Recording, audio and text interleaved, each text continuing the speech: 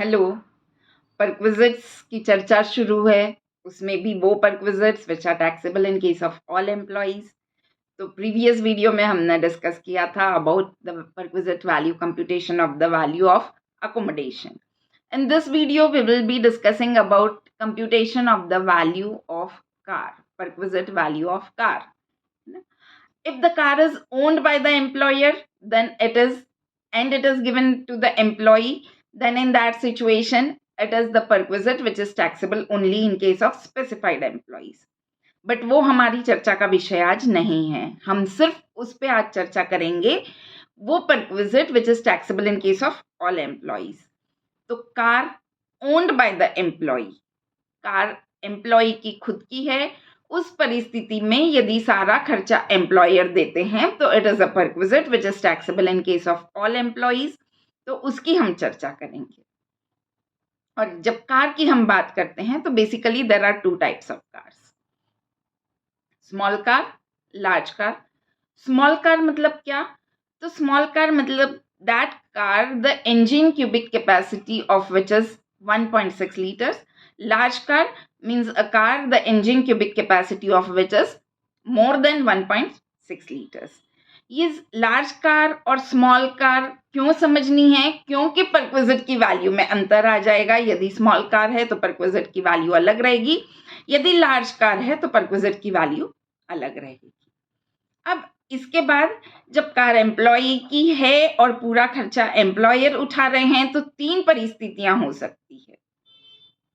First, car is used exclusively for official purpose, मतलब सिर्फ official कामों के लिए ही कार का इस्तेमाल हो रहा है और पूरा खर्चा एम्प्लॉयर दे रहे हैं।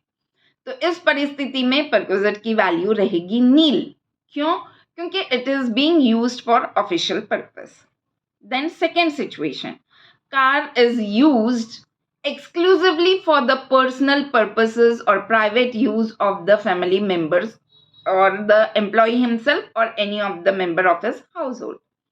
मतलब दूसरी परिस्थिति, कार पूरी तरीके से कर्मचारी के निजी या व्यक्तिगत कामों के लिए इस्तेमाल की जा रही है, चाहे वो खुद कर रहे हैं या उनके परिवार के सदस्य कर रहे हैं, और पूरा खर्चा एम्प्लॉयर दे रहे हैं।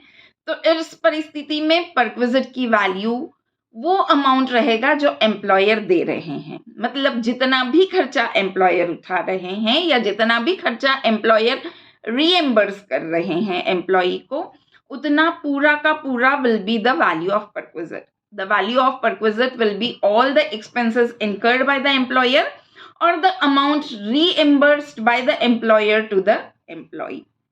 Then the third situation and the most important situation where you have to do some calculation. Car is owned by the employee. It is used for both personal purposes and official purpose. So what will be the value of perquisite? Employer has reimbursed all the expenses incurred. जो भी expenses employee ने incur किए हैं वो employer ने reimburse कर दिए. Now you have to compute the value of the perquisite. So from the amount reimbursed by the employer or the expenses incurred by the employer, from that amount you have to deduct rupees 1,800 per month for the car, and even if the chauffeur is also provided, then 900 rupees per month for chauffeur if it is a small car. मतलब employ की small car है, वो पूरी तरीके से partly वो official purpose के लिए यूज हो रही है, पार्टली वो पर्सनल पर्पस के लिए यूज हो रही है, पूरा खर्चा एम्प्लॉयर उठा रहे हैं। तो value of perquisite will B, जो खर्चा एम्प्लॉयर ने उठाया है उसमें से रुपीज 1,800 डिडक्ट करना है यदि स्मॉल कार है तो, यदि लार्ज कार है तो 2,400 रुपीज पर मंथ डिडक्ट करना है, और यदि शॉफर भी साथ में दिया गया है तो प्लस 900 रुपए शॉफर के। इस तरीके से वो अमाउंट डिडक्ट करके जो भी बच जाएगा that will be the value of perquisite. जो भी अमाउंट बच जाएगा that will be the value of perquisite. मतलब ये माना जाएगा कि ऑफिशियल पर्पस के लिए सिर्फ 1800 रुपए का खर्चा हुआ है, और यदि शॉफर साथ में है तो 900 रुपये पर मंथ शॉफर के। बड़ी कार है यदि सॉरी बड़ी कार है यदि तो 2400 रुपये पर मंथ ऑफिशियल पर्पस का यूज था, और यदि शॉफर साथ में दिया गया है तो 900 रुपये शॉफर के, और बाकी सब पर्सनल पर्पस का खर्चा है, तो it is the perquisite which will be taxable.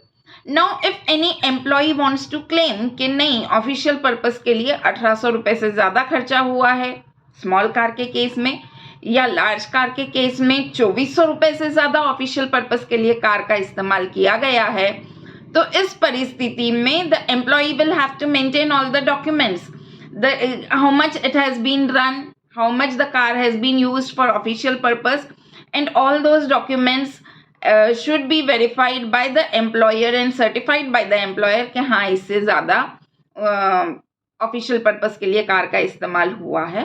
तो इन दैट सिचुएशन वो जो भी अमाउंट आएगा वो डिडक्ट किया जाएगा, जो एक्सपेंसेस एम्प्लॉयर ने इनकर किए हैं उसमें से वो अमाउंट डिडक्ट करके जो बचेगा that will be the value of perquisite.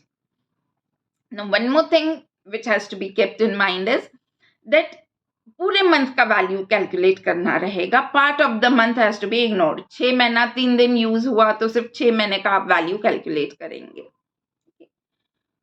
Now झटपट recap, car owned by employee, if the car is owned by the employer it is the perquisite which is taxable in case of specified employees that we are not going to discuss today.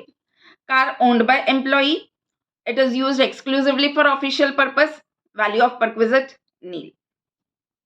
Car used owned by employee, exclusively used for the private purposes, all the expenses incurred by the employer, then in this situation all the expenses incurred by the employer is the value of perquisite. जितना भी खर्चा employer they रहे हैं उतना पूरा is the value of perquisite. Third situation, car owned by employee, used both for private purpose and personal purpose. In this situation, all the expenses incurred by the employer or all the amount or expenses reimbursed by the employer, उसमें से small car है तो 1800 रुपये per month, 1800 rupees per month, large car है तो 2400 rupees per month, chauffeur साथ में है तो 900 रुपीज पर मंथ शॉफर के। इस तरीके से वो अमाउंट जो खर्चा उठा दिया है एम्प्लॉयर ने उसमें से ये वाला अमाउंट आपको डिडक्ट करना है, जो भी बच जाएगा will be the value of perquisite. I hope the concept is clear. So for more such learnings kindly stay tuned. Happy learning. Bye bye.